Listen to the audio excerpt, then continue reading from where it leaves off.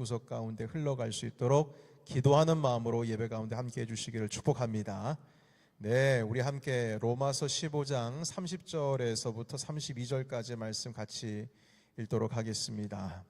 자, 같이 읽어볼까요? 자, 시작. 형제들아, 내가 우리 주 예수 그리스도와 성령의 사랑으로 말미암아 너희를 권하노니 너희 기도에 나와 힘을 같이하여 나를 위하여 하나님께 빌어 나로 유대에서 순종하지 아니하는 자들로부터 건짐을 받게 하고 또 예루살렘에 대하여 내가 섬기는 일을 성도들이 받을 만하게 하고 나로 하나님의 뜻을 따라 기쁨으로 너희에게 나아가 너희와 함께 편히 쉬게 하라. 아멘. 자, 오늘 제목은 사귐의 기도라는 김영복 목사님의 책을 가지고 책 속에서 만나는 영성 계속 이어가고 있습니다. 오늘 9번째 시간인데요.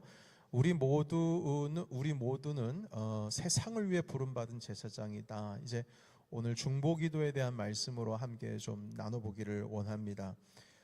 여러분, 베드로전서 2장 9절에는요, 너희는 택하신 족속이요 왕 같은 제사장이요 거룩한 나라요, 이런 말씀은 주님 베드로 사도를 통해서 우리에게 주셨습니다. 왕 같은 제사장이다. 예, 우리가 왕의 역할도 해야 되고 제사장의 역할도 해야 된다는 겁니다. 자, 그래서 이 말씀을 만인 제사장설 이라고 하는 마틴 루터 종교개혁자가 주장하는 그 근거가 되는 말씀이 베드로전서 2장 9절에 있는 말씀이죠. 너희는 왕 같은 제사장이다. 주님께서 우리에게 선포하시면서 말씀하십니다. 여러분, 우리 모두가 제사장이다. 여기에 모여 계신 모두가 제사장이다. 이 의미는 우리가 제사장이기 때문에 하나님께 직접 나아갈 수가 있는 겁니다. 그러니까 당시에는 회개라고 하는 것을 할 때 구약 시대 때는 제사장이 있어야지만 회개가 가능했어요. 왜냐하면 속죄제라고 하는 것, 속건죄라고 하는 것 뿐만 아니라 여러분, 그 화목제물을 드릴 때 하나님과의 관계 속에서도 화목하고 이웃과의 관계에서 화목하기 위한 그 제물을 드릴 때 항상 제사장이 옆에 있어야 됩니다. 제사장이 없이 제사를 드릴 수가 없어요. 그러니까 여러분, 이 구약 성경대로 하면은 하나님께 나아가는 방법이 없습니다. 중간에 제사장이 있어야 돼요. 그리고 여러분, 심지어는 그 종교개혁 이전까지, 지금도 마찬가지지만 고해성사라고 해서 하나님께 뭘 고백하려면, 죄를 고백하려면 중간에 사제가 있어야 된다는 겁니다. 그런데 개혁주의 신앙에서는 우리 모두가 만인 제사장, 우리 모두가 제사장이기 때문에 하나님 아버지 앞에 직접 대면해서 주님 예수 그리스도의 이름으로 기도합니다. 우리를 용서해 주시옵소서. 이렇게 직접 하나님께 용서를 구하는 기도를 할 수가 있어요. 그리고 스스로 나는 용서받았다, 이렇게 주님 앞에 하나님의 말씀을 붙들고 스스로 선포가 될 수가 있다는 겁니다. 말씀에 의지해서. 자, 그런데 여러분, 우리가 이제 예수 그리스도의 그 피로 말미암아, 히브리서에서 있는 말씀 그대로 그리스도의 보혈의 피로 말미암아 하나님 아버지 앞에 누구라도 담대히 나갈 수 있는 담력을 얻게 되었습니다. 그리고 예수님께서 십자가에 돌아가실 때 다 이루었다 하셨을 그 찰나에 성소에 있는, 지성소에 있는 휘장이 찢어졌다고 그랬어요. 반으로 쭉 잘라졌어요. 그 의미는 그 지성소는 대제사장만이 1년에 한 번 들어가서 속죄의 제물을 드리는 곳인데, 그 휘장이 갈라졌다라고 하는 것은 이제는 하나님께 나아가는 길을 얻었다는 거예요. 그리스도로 말미암아 주님께서 우리를 위하여서 핏값을 치르셨기 때문에 이제는 그 지성소로 나아가는 것이 우리가 그리스도의 공로, 보혈의 그 피로 말미암아 담대히 나아갈 수가 있다는 겁니다. 그래서 하나님과 우리와 사이에 벽이 없어요. 중재자가 필요가 없습니다. 그래서 여러분, 과거 제사장은 이스라엘이 하나님께 나아가기 위한 중보자로 서 있었는데 한마디로 다리 역할을 하는 것이죠. 그런데 이제 우리가 직접 하나님께 가까이 나아갈 수가 있는 것입니다. 자, 그럼에도 불구하고 여러분, 우리 가운데는 약하고 또한 힘이 들고 주님께 나아가는 것을 힘겨워하고 해서 누군가의 기도가 필요하고 누군가의 영적인 조력이 필요한 것입니다. 여기에 모여 계신 다 그렇습니다. 무슨 뜻이냐면 여러분, 이제 우리가 왕 같은 제사장이라면 이제는 세상을 향해서 하나님과 세상을 다리 역할을 하는 그런 사명을 우리가 가지고 있다는 거예요. 그리고 주님과의 관계 속에서 끊어져 있거나 아니면 몸과 마음이 연약해서 담대히 하나님께 나아가기 어려운, 그리고 주님의 도우심이 필요한 자들을 위해서 우리가 그 주님과의 다리를 이어주는 관계의 역할을 이어줄 수 있는 그런 브릿지 역할을 할 수 있는 그러한 책임을 우리가 가지고 있다는 거예요. 우리가 왕 같은 제사장이라면 말인 것이죠. 한 가지 오해하지 말아야 될 것은 예수 그리스도께서 하시는 일을 우리가 대신한다는 뜻이 아닙니다. 그리스도께서 우리를 대신하셨기 때문에 연약한 자들을 볼 때 그들을 위해서 중보라고 하는 것을 통하여서 하나님과 그들이 연결이 되게, 주님의 도우심을 얻도록, 그들이 온전히 주님 앞에 나아갈 수 있도록 그 역할을 우리가 할 수 있다는 겁니다. 왜냐하면 예수님께서 우리를 위해서 죄값을 치르셨기 때문에 우리가 제사장의 역할을 감당할 수 있는 그러한 주님께서 힘을 우리가 주셨다는 것입니다.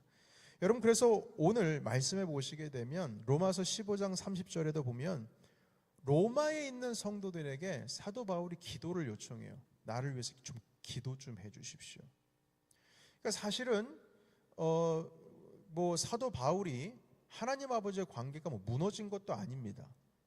그러나 여전히 이 사역을 감당하기 위해선 당신들의 기도가 필요합니다 하면서 중보의 기도를 요청한 겁니다. 여러분, 중보라고 하는 것은 브릿지 역할을 해주는 거예요. 다리 역할을 해주는 겁니다. 그래서 중보라고 하는 것은 그 깨어진 자리 가운데의 중간에 그것을 메우는 역할을 하는 것을 보고 중보라는 뜻을 우리가 가지고 있습니다. 그래서 과거 구약 성경에도 보시게 되면 아브라함의 경우 소돔과 고모라를 위해서 기도하신 것 여러분 기억하십니까? 멸망치 말게 해달라고. 물론 그 중보 기도를 했음에도 불구하고 의인이 없음으로 말미암아 멸망을 당했지만 아브라함이 하나님께 드리는 그 기도가 중보 기도입니다. 여러분, 모세가 이스라엘 백성을 보고 이 죄를 지은 이스라엘 백성을 보고 지금 노여워하고 계시는 하나님 앞에서 성도들을 위해서 중보합니다. 차라리 나를 죽여달라고, 대신 나를 좀 어떻게 해달라고 하면서 주님 앞에서 당신의 그 분노와 노여움을 풀어달라고, 그렇게 중보의 역할을 합니다. 그러니까 한마디로 이스라엘 사람들이 지금 이 상태에서는 하나님과의 다리를 누군가 대신 뭘 해줄 수 있는 게 없어요. 완전 죄 가운데로 그냥 빠져버렸기 때문에 대신 뭘 기도할 수 있는 힘이 없습니다. 그러니까 모세가 그 일을 대신하는 거예요. 아까도 말씀을 드렸듯이 바울 같은 경우에도 서신서들을 이렇게 보시게 되면 에베소서 마찬가지고 골로새서도 마찬가지고 모든 서신서 대부분에 초반부에 내가 여러분들을 위해서 기도합니다라는 소식으로 그 인사를 대신 하는 내용들이 많이 등장을 합니다. 그래서 여러분, 이렇게 우리가 하나님 앞에서 누군가를 위해서 기도하는 것, 이게 중보 기도인데, 우리가 예수 그리스도를 믿는 믿음 가운데 있다면 아까도 말씀드렸듯이 우리가 왕 같은 제사장이기 때문에 중보자의 사명도 받은 것이요, 예수 그리스도를 믿는다면 중보기도자의 책임도 우리가 받은 것입니다. 여러분, 사명은 책임이 있어야 됩니다. 콜링을 받았으면 그 콜링에 받은 책임도 함께 주어지는 거예요. 그래서 우리가 그리스도를 믿는다면 이 중보기도, 내가 누군가를 위해서 기도해야 된다라고 하는 이 사실에 대해서 이 짐을 우리가 벗어 던질 수가 없습니다. 기도의 사명을 가지고 살아가는 것이 그리스도인들의 가지고 있어야 할 책임인 것이죠.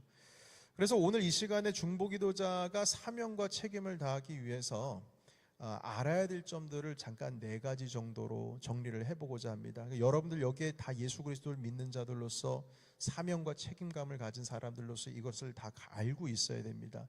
첫 번째는 무엇이냐면 여러분 이 중보 기도를 할 때에 우리가 스스로 한마디로 그 문제의 해결자가 될 수는 없는 거예요. 그 문제의 해결자는 예수 그리스도와 하나님께서 하시는 겁니다. 그러니까 이 말씀은 무슨 뜻이냐면 지금 이 문제가 일어나는 것에 내가 해결자가 되기 위해서 주님 앞에 기도하는 게 아니라, 한마디로 책임자가 되기 위해서 주님 앞에 기도하는 것이 아니라, 이 문제의 주권은 하나님께 있음을 고백드리는 것이 바로 중보기도자의 역할이라는 거예요. 해결자가 아닙니다. 그래서 여러분 우리가 기도할 때 어떻게 하지 하면서 마음을 조급해 하시면 안 돼요. 하나님께 맡겨드리는 거예요. 그게 중보기도자의 역할이에요. 내가 뭘 해결하려고 거기에 서 있는 게 아니라는 겁니다. 여러분 어떤 사람들은 내가 이걸 위해서 기도할 때 무슨 의미가 있을까?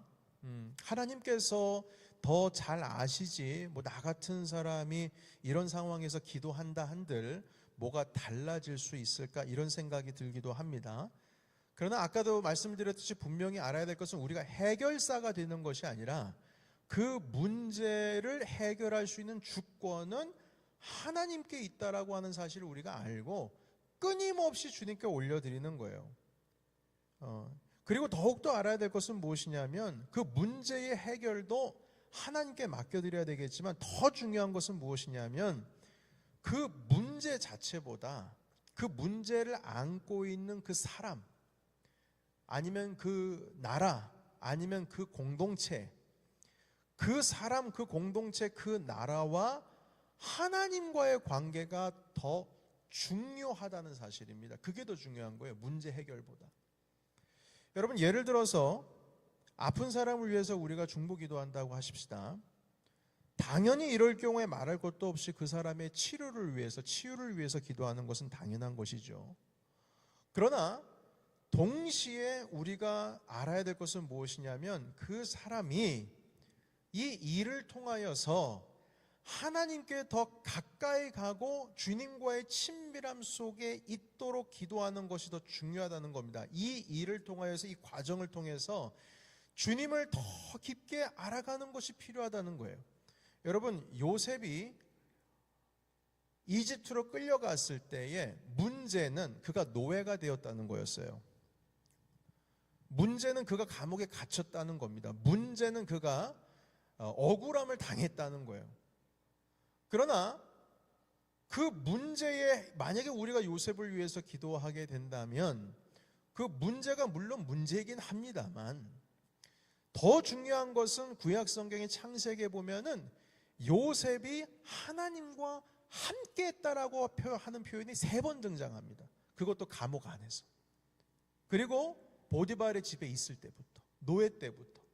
그러니까 중요한 것은 하나님과 함께 했다라고 하는 사실이 중요한 것이지, 지금 감옥에 갇혀 있는 그 문제가 중요한 것이 아닙니다. 여러분 우리는 이걸 분명히 알아야 돼요. 사도 바울도요. 그래서 에베소서나 골로새서나 이런 말씀도 빌레본서 이런 말씀들을 보시게 되면 이게 그 감옥에 갇혔을 때에 쓴 편지거든요. 그런데 감옥에 갇혔을 때의 편지를 쓴 내용을 보면 어느 한순간이라도 내가 이 감옥에서 빨리 빠져나오게 해달라고, 해방되게 해달라는 기도 하나도 없습니다. 그것은 창피해서 영적인 지도자가 돼서 구차하게 그런 것까지 기도 제목으로 알려야 되느냐, 이제 그 뜻이 아니고요. 그게 중요한 게 아니에요. 사도 바울에게 있어서의 중요한 것은 내가 이 감옥의 갇힘으로 말미암아서 복음 전파하는 길이 열린다면 그러면 정말 땡큐다. 이게 빌립보서의 말씀이에요. 내가 감옥의 갇힘으로 인해서 다른 사람들이 더 복음을 전파할 수 있는 담력을 얻었다. 핍박당할 때 더 교회가 하나가 되는 것처럼, 그렇다면 이게 나한테 은혜다. 오히려 기뻐해라. 이렇게 말씀하고 계세요. 그러니까 그 문제가 아니라는 거죠. 핵심적인 것은 무엇이냐면 나라고 하는 존재, 아니면 내가 기도하고 있는 그 중보기도자의 대상자, 교회, 아니면 나라가, 물론 문제가 그게 문제긴 합니다만 더 크고 중요한 것은 하나님께 가까이 나가고 주님의 뜻이 그 일을 통해서 그 자리 가운데 이루어지는 것이 더 중요하다는 거예요. 그래서 여러분, 우리가 아픈 자를 위해서 기도할 때 당연히 치료를 위해서 기도해야 되겠죠. 그러나 더 중요한 것을 잊지 말아야 된다는 겁니다. 그 사람 가운데 임하시는 하나님의 임재, 주님의 돌보심, 그리고 이 과정과 일을 통하여서 하나님께 더 가까이 나아가고 하나님의 임재 가운데 있는 것이 더 중요하다는 거예요. 여러분, 만약에 사도 바울이 그 아픔을 가지고 있을 때, 몸에 간질병이라고 하는 질병을 가지고 있을 때 주님 앞에 3번 나아가서 아뢰었어요. 그러자 주님께서 말씀하시기를 네가 약해졌을 때 강함이다 하시면서 오히려 내가 너와 함께 있는 것이 더 강함이다. 네가 아플 때 나한테 엄청 의지하거든 하시고 그걸 안 고쳐주세요. 자, 그러면은 그 기도의 제목이 이루어진 건가요? 안 이루어진 건가요? 이루어진 겁니다. 왜냐하면 내가 생각했던 문제가 주님께서 문제가 아니라는 거예요. 더 중요한 것은 내가 너와 함께하고 있다는 게 더 중요하다는 거예요. 그래서 사도 바울은 3번 아뢰고 더 이상 아뢰지를 않아요. 주님께서 나와 함께하는 것이 나에게 강함이기 때문에. 그래서 여러분, 이것을 분명히 알아야 됩니다. 우리 지난주에도 말씀을 나눴지만 사도 바울이 하나님께, 하나님, 내가 주님 앞에서 설교하다가 쓰러지고 말이죠, 사역하다가 쓰러지고 말이죠, 이거 사람들 앞에서 권위도 쓰지 않고 면도 쓰지 않고 이래 가만히 내버려 두시겠습니까? 주님이 좀 고쳐주셔야 되지 않겠습니까? 아니, 남은 고치는데 나는 못 고친다고 사람들이 옆에서 뭐 궁시렁궁시렁 나 그런 거 들으면서 하나님 복음 전파하는데 방해가 됩니다. 제발 나를 강건케 해주세요. 주님, 살아계시는 건 내 몸에 좀 흔적 좀 남겨주세요 하셨는데 주님께서 응답 주셨지요. 네가 약해졌을 때 강합니다. 내가 너와 함께한다. 그것으로 끝이 났습니다. 어떤 의미에서는 이런 기도의 응답을 받으면 참 실망할 수 있겠지만 우리의 인생 전체에 또한 이 우리의 존재 가운데 임재하시는 하나님의 관점과 주님의 나라의 관점으로 보며 오히려 그것이 더 복된 것이라고 주님 말씀하시는 겁니다.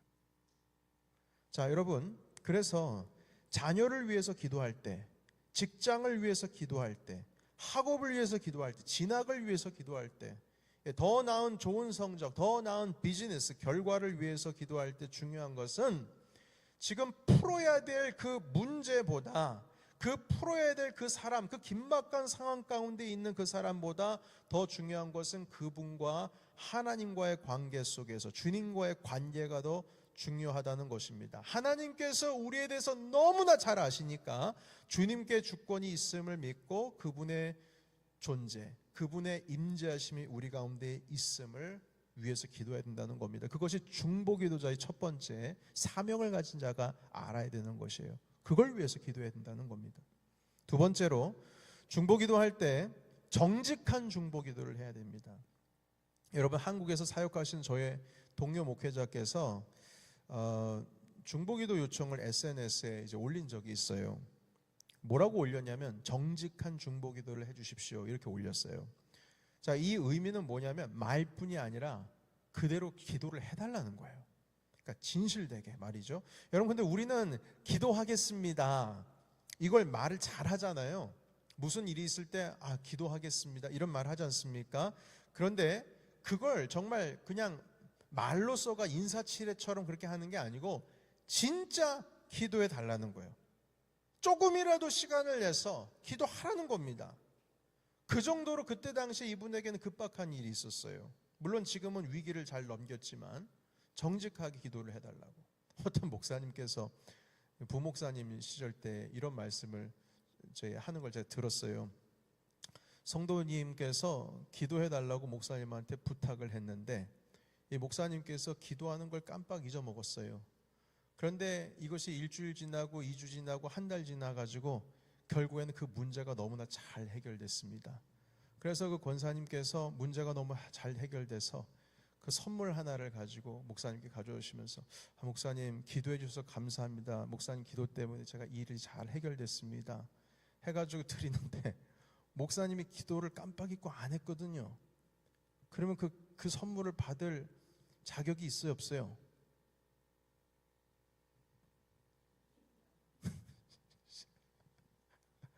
이분이 너무 정직해가지고, 권사님 사실 제가 기도를 못해가지고 이 선물을 받을 수가 없네요. 그러자 이 권사님이 에이 무슨 별 말씀이야 목사님, 아무리 그래도 기도하셨겠지요, 받으세요. 아유 권사님 제가 이거 받을 수가 없습니다. 저는 그 목사님 진짜 확 그냥 한번 그걸 받아가지고 못해준 기도까지 해줘야지. 그걸 아무래도 너무 정직한 것도 문제가 되긴 하는 것 같아요. 이 말씀은 무슨 뜻이냐면 정직하게 하라는 거예요. 정직하게 하라는 겁니다. 예. 그래서 이분이 이 용어를 쓰셨어요. 저에게 동료 목사님이 그 용어를 썼어요. 정직한 중보기도라고요. 정직한 중보기도. 그걸 해달라는 거예요. 그걸 요청을 하더라고요. 정직한 중보기도 해달라고 요청하니까 기도를 안 할 수가 없어요. 정직하게 해야 돼요. 여러분 누군가에게는 그 중보기도가 아닌 것처럼, 아무것도 아닌 것처럼 생각할지 모르겠지만 어느 누군가에게는 그 중보기도가, 그 사람은 모르지만 영적으로 어마어마하게 간절히 기도가 필요한 것일 수가 있다는 것입니다. 짧게라도 시간을 내서 그 사람을 위해서 기도해야 된다는 것이요. 정직하게. 네. 여러분 저도 그렇습니다. 제가 지금 우리 뉴욕에 와서 이제 사역한 지 만 14년 지나가고 있는데 30대 초반에 와가지고 여기까지 있게 된 것은 여러분들께서 저와 함께 하시고 또 하나님께서 도우심이 있다는 것은 분명한 것이지만, 이 시간에 좀 고백하고 싶은 거는 저희 부모님의 기도가 큽니다. 저의 아버지, 어머니, 장모님, 장인어른, 그분들의 기도가 커요. 제가 그걸 알고 있습니다. 여러분들께서도 자녀가 있으시죠? 자녀를 위해서 하루도 빠짐없이 기도하십시오. 그 기도 쌓입니다. 쌓여요. 그거 아무것도 아닌 게 아닙니다. 배우자를 위해서 기도하십시오. 매일. 그리고 교회를 위해서 기도하십시오. 매일이요. 쌓입니다. 그게 차곡차곡 쌓입니다. 따박따박 쌓입니다. 쌓이는 거예요. 아무것도 아닌 게 아닙니다. 그게 쌓일 때 진짜 기도의 힘이 되는 거예요. 그냥 문제가 있을 때만 기도하는 것이 아니라 평상시에 중보기도 하는 겁니다. 우리는 사명과 책임을 가지고 있어요. 여러분 아무것도 아닌 것 같고 내 기도가 무슨 역할을 할 수 있을까 하지만 전혀 그렇지 않습니다. 여러분 기도하시는 거 쌓여서 결국에는 때가 되면 쓰는 겁니다. 여러분 기도는 은행에다가 돈 맡기는 거랑 똑같은 거예요. 하나님 나라 가운데 창고 가운데 쌓아 올리는 거예요. 필요할 때 갖다 쓰는 겁니다.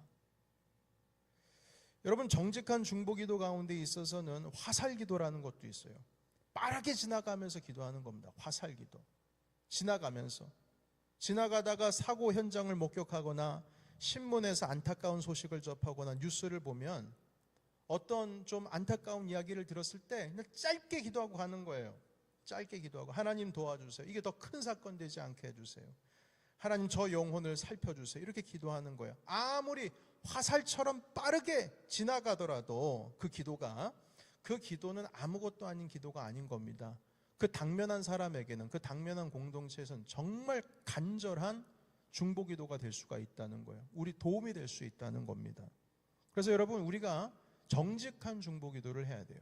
진짜로 하나님 아버지 앞에. 그때 이것이 우리에게 주어진 사명에 대한 책임이라는 것입니다. 세 번째입니다. 오늘 총 네 번째까지 할 텐데요. 세 번째로 우리가 정직한 중보기도를 한다면 할 수 있는 범위 안에서 중보기도뿐만 아니라 그 중보에 대한 일도 해야 되는 것입니다. 일도. 여러분 만약에 여러분 자녀가 믿음 가운데서 강건하고 신앙적으로 잘 성장하기를 위해서 여러분께서 기도했다고 칩시다. 자, 그러면 정말 진심으로 그렇게 기도했다면 그렇게 성장할 수 있도록 내가 아이를 돕기 위해서 할 수 있는 것은 무엇인가? 라고 생각하고 묻는 것이 당연한 겁니다. 그러니까 기도만 하는 게 아니라는 거예요. 실질적으로 내가 도울 게 뭔지, 내 자녀에게 내가 기도한 것대로 내가 뭔가 그것이 되기 위해서 내가 뭘 해야 될지를 고민하고 실제로 행해야 된다는 것입니다. 중보기도는 그 사람을 위해서 기도만 할 뿐만 아니라 내가 정말 기도했다면 그 사람에게 필요한 것이 무엇이고 내가 할 수 있는 것이 최소한 내가 이거는 할 수 있지 않는가라고 하는 것을 고민하면서 하라는 거예요. 여러분 그냥 뭐 기도가 기도하겠습니다 하고 회피하는 게 아니에요. 실질적으로 중보했으면 그 안에 사랑이 들어가야 되는데, 그렇다면 내가 뭘 해야 될 것인지에 대해서 잠시나마 생각을 하고 고민을 한번 해봐야 된다는 겁니다. 여러분 헐벗고 굶주리는 사람에게 제가 당신을 위해서 기도하겠습니다, 평안히 가십시오, 이게 말이 되는 겁니까? 아니요. 야고보서에서도 보시게 되면 이렇게 말씀하세요. 너희 중에 누구든지 그에게 이르되 평안히 가라, 덥게 하라, 배부르게 하라 하며 그 몸에 쓸 것을 주지 아니하면 무슨 유익이 있으리요. 그래 가난하고 헐벗은 사람에게 하는 말입니다. 뭐 평안히 가라, 덥게 하라, 몸 좀 따뜻하게 하게 입고 좀 다녀, 좀 배부르게 하라, 좀 먹고 좀 다녀. 그 말만 하면 뭐 하냐는 거예요. 좀 잘 챙겨 먹어 라고 하면은 밥이라도 한 끼 사주고, 좀 따뜻하게 좀 입고 다녀 하면 헐벗은 사람에게 좀 겉옷이라도 좀 줘야지. 아무것도 하지 않고 그냥 그래 하나님의 평안이 샬롬 너와 함께 하시기를, 이렇게 하면 무슨 의미가 있냐는 거예요. 이 야고보서는요 뭐라고 말씀하시냐면 행함이 있어야 된다는 거예요. 그래서 그 다음 구절이 뭔 줄 아십니까? 이와 같이 행함이 없는 믿음은 자체가 죽은 것이다. 말만 하지 말라는 거예요.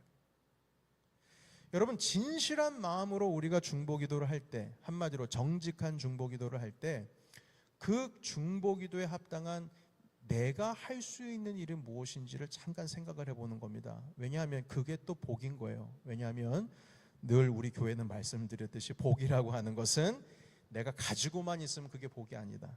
흘려보낼 줄 알아야 그게 복이 된다. 여러분들 가운데 있어서 뭔가를 도울 수 있는 사람이 있거나 한다면 뭐 물질적으로 돕거나 뭐를 돕거나 여러분 정서적으로 도울 수 있어요. 그게 뭐냐면 아픈 사람이 있으면 같이 옆에 있어주는 거예요. 병문안이라도 한번 할 수 있는 거 아니겠어요? 그러니까 내가 정서적으로라도 내가 할 수 있는 최소한의 것을 가지고 있을 때 그것이 정말 중보기도의 힘이 된다는 것입니다. 진심으로 기도만 할 뿐만 아니라 이 실천이 이어진다면 정말 강력한 기도가 되겠죠. 마지막 네 번째입니다. 여러분 중보기도의 지경도 넓혀져야 됩니다. 여러분 저는 어릴 때에 저희 가정을 위해서 기도를 많이 했었는데 뭐 초등학교 중학교 때 말입니다. 그때는 제가 두려움이 많았어요. 그래서 여름에도 제가 기억이 납니다. 두꺼운 이불을 덮고 잤는데, 왜냐하면 무거운 그 이불의 무게가 나를 좀 이렇게 눌러줘야 제가 안정감을 찾았던 기억이 있어요. 그러니까 초등학교 때도 그랬던 것 같아요. 그래서 기도할 때는 무서워서 뒤집어 쓰고 공기구멍 하나 나오지 않게 개미 한 마리 지나가지 못하게 꽁꽁꽁 싸매고 제가 기도했던 기억이 나요. 왜 그런지 모르겠어요. 그렇게 두려움이 많았는데, 그러니까 하나님께 기도할 때 우리 친척들 생각 다 했어요. 할아버지, 할머니, 외할아버지, 외할머니, 이모, 삼촌, 이모부, 작은 아빠, 작은 엄마, 뭐 사촌 동생들까지 다 기억하고, 그러다가 한 명 빠졌어요. 그러면 또 내가 잠잔 동안에 이 한 사람 또 빠지면 어떻게 하나, 나쁜 일 있으면 어떻게 하나, 그리고 다시 일어나가지고 하나님 그 사람까지 해가지고 삥삥삥삥삥삥 돌아가면서 기도했다는 겁니다. 제가 그랬어요. 그런데 그렇게 시간이 지나고 이제 머리도 커지고 신앙도 깊어지고 하다가 이제 기도가 바뀌어집니다. 가족은 조금 뒤로 가고 교회에 대한 기도가 나오고, 그리고 교회 기도가 조금 이렇게 낮춰지면은 그 눈의 시야가 나라를 위한 기도로 바뀌고, 대학교 가서는 세계를 위한 기도로 바뀌었어요. 여러분 기도의 지경이 넓혀져야 돼요. 나를 위해서, 내 가정을 위해서 기도했다면 기도의 그 지경이 교회로 바뀌어야 되고 나라로 바뀌어야 되고 온 세계로 바뀌어야 될 줄로 믿습니다. 예, 우리가 복받은 그릇만 커지는 게 아니라 영적으로 품을 수 있는 우리의 영적인 그릇도 커져야 됩니다. 영적인 그릇이 커진다는 것은 기도의 제목의 지경이 넓혀진다는 거예요. 여러분, 모세도 이스라엘을 위해서 기도했고 예수님께서는 예루살렘 바라보시면서 그 언덕에서 통곡하셨습니다. 여러분, 우리가 기도할 때 내가 지금 기도한다고 해서 뭐 우크라이나랑 러시아랑 뭐 달라지겠나? 뭐 거기 있는 대통령이 내 기도 알아줄까? 이스라엘과 지금 막 하마스 뭐 이렇게 전쟁 중에 있는데 그게 뭐 달라질까? 내가 기도한다고 해서 우리나라에 있어서 뭐가 달라질까? 천만의 말씀이요. 아까도 말씀을 드렸듯이 달라지는 문제가 중요한 것이 아니라 그 문제 주권 누구에게 있다? 하나님께 있다. 내가 해결사가 되는 게 아니에요. 하나님께 맡겨드리는 겁니다. 그렇게 주님께서는 우리를 왕 같은 제사장으로 부르셨어요. 사명을 주신 겁니다. 우리가 사명을 받았으면 책임도 얻은 거예요. 그래서 여러분, 우리가 보고 듣고 느꼈던 모든 것이 기도의 제목이 됩니다. 아침에 신문 보실 때, 뉴스 들으실 때, 지나가다 출근하면서 라디오 들으실 때 기도 제목들이 어마어마하게 등장합니다. 어마어마하게 등장해요. 여러분들의 가정만을 위해서 기도하는 것이 아니라 우리 교회를 위해서 기도하시고, 선교사들을 위해서 기도하시고, 세계 평화를 위해서 기도하시고, 이 미국의 역할에 대해서 기도하시고, 여러분, 이 작은 중보 기도를 통하여서 세계가 움직이는 겁니다. 우리가 아무것도 아닌 정말 나 하나 이 작은 기도라고 하지만 그 작은 불꽃을 통하여서 불이 번져나가는 거예요. 여러분, 우리 분명히 기억해야 될 것입니다. 기도는 모든 세상을 변화시킵니다. 하나님의 보좌도 움직입니다. 그래서 이런 마음, 내가 책임감을 가지고 있기 때문에 사명감을 가지고 주님 앞에 나아갈 때에 주님께서 당신의 주권을 이 땅 가운데 하나님의 나라로서 이루어 주실 줄을 믿습니다. 우리 함께 기도하겠습니다. 살아계신 하나님, 우리가 중보기도자로서 온전히 서야 할 터인데, 하나님, 우리가 지금까지 시야를 좁게 가졌던 그런 마음들을 용서해 주시고, 이제 하나님, 우리 기도의 지경도 넓혀지고, 하나님, 이 작은 기도가 작은 불씨가 돼서 하나님 아버지의 나라가 이 땅 가운데 임하시는 놀라운 하나님 아버지 시작점이 될 수 있도록 인도하여 주시옵소서. 오늘도 하나님 아버지, 우리가 금요일에 모여서 이 나라와 이 땅, 그리고 이 교회를 위해서 기도합니다. 하나님, 이 기도 가운데 임재하시고 오늘 가르쳐 주신 4가지의 사명과 책임감에 대하여 우리가 깊이 깨닫고 내 가정을 위하여, 일터를 위하여, 교회를 위하여, 나라를 위하여, 전 세계에 있는 교회와 선교사들을 위하여 기도하기를 쉬는 죄를 범하지 않는 참된 중보자가 될 수 있도록 인도하여 주시옵소서. 모든 것 감사함으로 주님께 올려드리고 예수님의 이름으로 기도하옵나이다. 아멘. 할렐루야.